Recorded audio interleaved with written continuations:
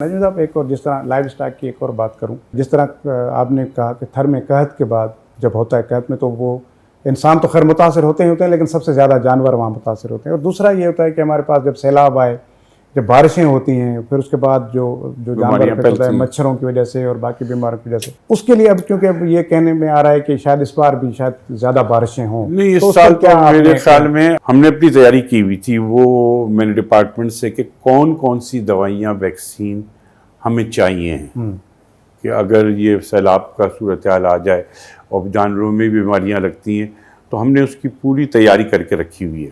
دانا خواستہ ایسی صورت ہے، لیکن مجھے لگتا ہے اس سال شاید ہماری بچت ہو جائے، ایسا سال نہیں لگ رہا ہے سیلاب کے.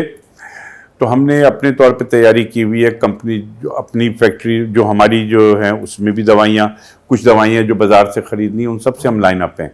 اور ہم نے اپنا پیپر ورک کیا ہوا ہے کہ اگر ایسی صورتحال ہوتی ہے تو فوری طور پہ 48 آورز میں ہم اس کی ویکسین دوائیوں کو وہ ہم تیار ہیں اس کے لیے. اچھا، ایک اور چیز بھی ہے کہ نجم صاحب کہ ہمارے پاس جو بھی مویشی پالتے ہیں، کیونکہ وہ اسی لیے کہ گزر سفر کے لیے کہ بھی چلیں وہ کسان بھی ہے لیکن اس کی اپنی بھینس بھی ہے تو اس کا وہ دودھ بیچ کے بھی گزارا کرتا ہے.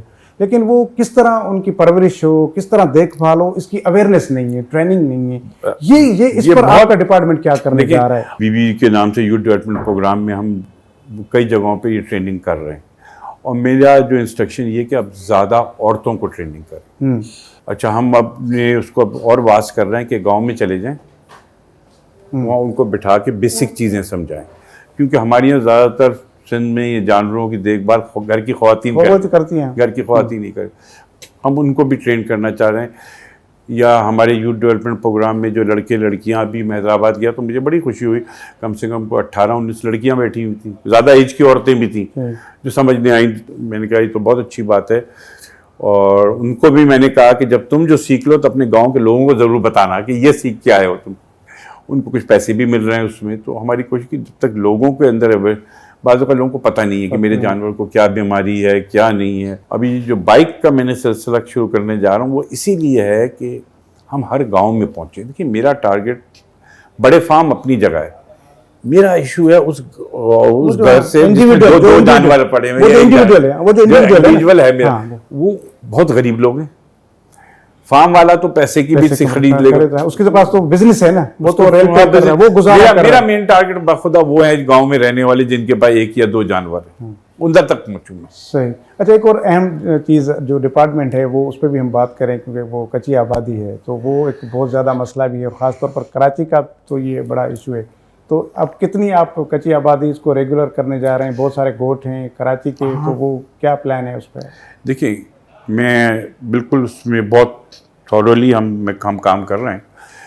ایک تو یہ کہ گوٹ ہیں، یہ ہمیں یہ بھی دیکھنا ہے کہ یہ کچی آبادی کب بنی ہے، بیک گراؤنڈ دیکھنا ضروری ہے. وہ ہم گوگل سروے کرا رہا ہوں میں، جاتے رہو پیچھے، کسی سال میں تو آ جائے گی نا. میں نے کہا 20 سال تک کا سروے کر لو آبادی کا گوگل سے کہ یہ آبادی 10 سال پہلے، اگر 5 سال پہلے بنی تو میں اس کو کچی آبادی نہیں ماننے کو تیار ہوں. پھر وہ قبضہ ہے، بات حقیقت ہے. کل میں یوسف گوٹ میں بیٹھا ہوا تھا، میں ایسے پوچھا کب سے بنا تمہارا گوٹ؟ حالانکہ مجھے پتا ہے وہ کتنا پرانا ہے یوسف گوٹ. میں ہم اب بڑا ہو گیا لیکن اس زمانے میں جب ہم ینگ ہوتے تھے تب بھی یوسف گوٹ تھا. تو مجھے پتہ کیا تو وہ کہنے لگے کہ 40-50. میں نے کہا اس سے بھی زیادہ ہوگا پرانا.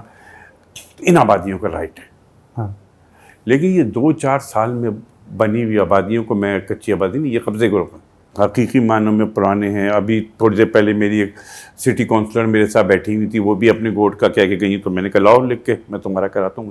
ان کا گوٹ بھی مجھے پتا ہے بہت پرانا ہے، جن کا رائٹ بنتا ہے، لیکن ویریفیکیشن کے بعد میں قبضہ گروپوں کو. لیکن دیکھیں ایک اینڈ ہمیں کبھی نہ کبھی کرنا پڑے گا. میرا تو اپنا خیال یہ ہے کہ ہمیں 2 سال بھرپور طریقے سے یہ کمپین کر کے 2-3 سال بعد اس ڈپارٹمنٹ کو ختم کر دینا چاہیے. آپ کچی آبادی نہ رہے، کوئی کچی آبادی نہیں رہے گی تو ڈپارٹمنٹ کی ضرورت نہیں. اس لیے کہ پھر نہیں بنتی جاتی ہیں. ابھی آپ دیکھیں کہ ویسٹ میں 150 کے قریب نئی کچی آبادیاں لسٹنگ ہو رہی ہیں. بھئی کہاں سے بن گئی؟ آپ سلم ایریا کب تک کریٹ کرتے رہو گے؟ وہ ہماری تو کوشش یہ ہے، ہم ان سے بات کرتے ہیں کہ بھئی آپ آ جاؤ، ہم ادھر فلیٹ بناتے ہیں. ہم نے آباد سے بھی بات کی ہے, ہم آپ لوگوں کو فلیٹوں میں دے دیں گے جتنے آپ لوگوں کو, باقی فلیٹ ہم اس سے کہیں گے کہ بیچ دو, وہ بیچ کے اپنے خرچہ نکال لے. یہ ہو سکتا ہے, تاکہ گورنمنٹ کے پاس تو اتنے ریسورسز نہیں ہے کہ سب کو بنا کے دے دے.